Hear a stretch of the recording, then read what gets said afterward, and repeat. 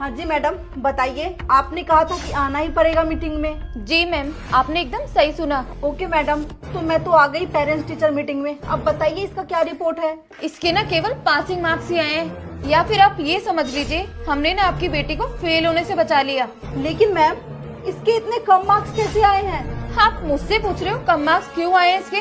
अरे पढ़ाई पर बिल्कुल भी ध्यान नहीं है इसका, ना ही आप लोग इस पर ध्यान देते हो।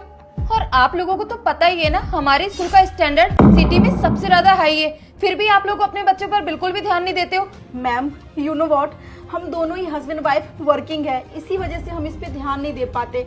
अब आप आज ही देख लो ना, आज तो मैं आ गई इस पेरेंट्स मीटिंग में, बट वो नहीं आ पाए। अरे मैडम, अगर आप दोनों वर्किंग है तो आप लोग एक काम करिए ना, इसकी ट्यूशन लगवा दीजिए। अच्छा, ट्यूशन? लेकिन मैडम, ट्यूशन क्यों लगवाए हम? अरे मैम, ट्यूशन इसलिए जाने के लिए बोल रही हूँ मैं आपके बच्चे को, क्योंकि आप दोनों हस्बैंड वाइफ के पास तो टाइम ही नहीं है अपने बच्चे के लिए।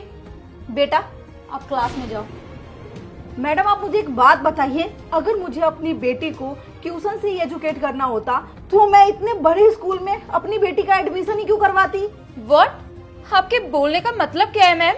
मेरे बोलने का ये मतलब है मैडम कि एवरीडे मेरी बेटी सुबह 9 बजे से लेके दोपहर के 2 बजे तक तो इस स्कूल में होती है, आप लोगों के साथ होती है, और उसके बाद जब वो घर पे आती है, खाना खाती है, कुछ देर अपने फ्रेंड्स के साथ खेलती है, और उसके बाद वो सो जाती है।